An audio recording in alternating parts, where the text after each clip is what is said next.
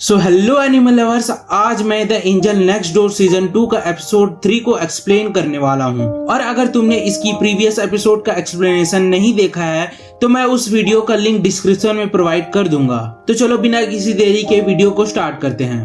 Episode की शुरुआत में हमें फुजिमिया और माहिरू को दिखाया जाते हैं जो फुजिमिया के होम टाउन आए थे। दोनों काफी खुशी खुशी जा रहे होते हैं। फुजिमिया की मम्मी सियोको वहां उनका वेट कर रही होती है और तभी अचानक फुजिमिया माहिरू का हाथ छोड़ देता है। ये देखकर माहिरू थोड़ा हैरान हो जाती है। फुजिमिया कहता है पहले हमें अपने पेरेंट्स को बता देना चाहिए। इसके बाद वो दोनों सियोको के पास जाते हैं। सियोको माहिरू को देखकर काफी खुश हो जाती है। माहिरू कहती है आपने मुझे इनवाइट किया उसके लिए बहुत शुक्रिया। सियोको बताती है कि वो माहिरू से काफी पहले मिलना चाहती थी पर उसे टाइम नहीं मिल रहा था। फिर वो फुजिमिया की तारीफ करके मजाक में कहती है आखिर तुम्हें क्या हुआ। फुजिमिया कहता है मॉम आपको मुझे भी तो हाय हेलो करना चाहिए। सियोको कैजुअली कहती है हाँ सही कहा फुजिमिया, तुम्हारा भी स्वागत है। फुजिमिया पूछता है कि डैड कहाँ हैं? तो सियोको बताती है कि वो घर में हैं और उनके लिए लंच बना रहे हैं। फुजिमिया माहिरू को बताता है कि डैड काफी अच्छी कुकिंग करते हैं। फिर फुजिमिया का हाथ पकड़कर सब घर की तरफ निकल जाते हैं। घर पहुंचते ही फुजिमिया के डैड सबका स्वागत करते हैं और माहिरू को देखकर काफी खुश होते हैं।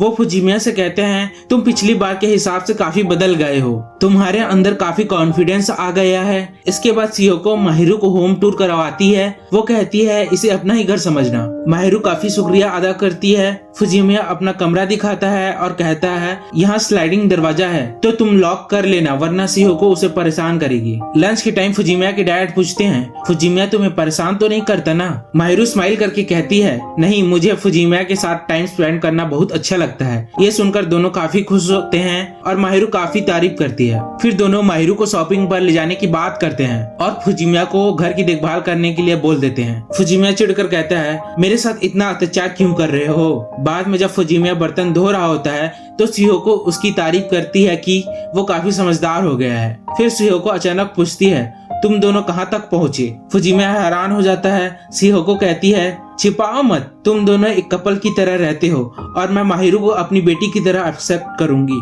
फिर फुजिमिया जब माहिरू के पास जाता है तो देखता है कि वो काफी स्माइल कर रही है। माहिरू बताती है कि फुजिमिया के डैड ने उसे पूछा कि उसे किस तरह के लड़के पसंद हैं। फुजिमिया पूछता है तो तुमने क्या कहा? माहिरू उसकी तरफ नहीं देखती है और उसे चिढ़ाती है कि उसे फुजिमिया के बचपन के किस्से पता चल गए हैं, जैसे वो साइकिल से गिरकर रोता था, स्कूल में कूल दिखने के लिए बाल स्टाइल करता था।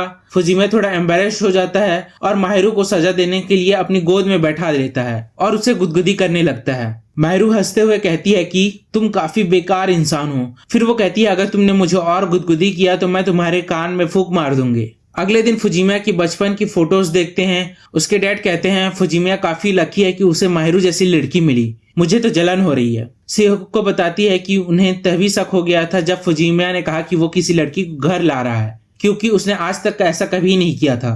दोनों कहते हैं कि तुम दोनों एक परफेक्ट कपल बनोगे। रात को माहिरू फुजिमिया के लिए कुछ खाने को लाती है। फुजिमिया थोड़ा सैड होता है क्योंकि पूरे दिन उसके पेरेंट्स माहिरू के साथ ही थे।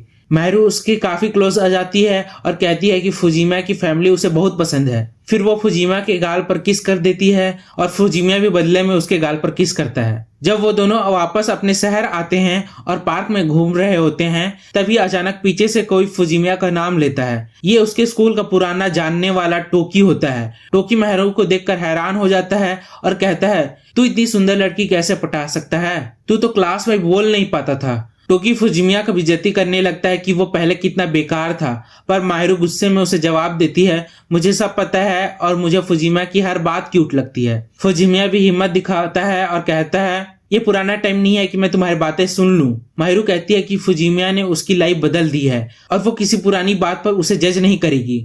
वो दोनों वहां से टोकी को ज्ञान देकर निकल जाते हैं। रात को घर पे माहिरू फुजिमिया के पास आती है। फुजिमिया थोड़ा नर्वस था पर कहता है क्या मैं तुम्हें टच कर सकता हूँ? मेरा तुम्हारे काफी क्लोज आने का मन कर रहा है। माहिरू कहती है मेरा भी मन कर रहा है। दोनों कमरे में होते हैं और काफी नर्वस होते हैं। फुजिमिया माहिरू को होल्ड करता है और उसे आई लव यू बोलता है और सीधा उसके लिप्स पर किस कर देता है। माहिरू सरप्राइज हो जाती है और कहती है ये इतनी जल्दी हुआ कि मैं फील नहीं कर पाई, क्या हम एक बार और फिर कर सकते हैं थोड़ा धीरे ताकि मैं फील कर सकूं।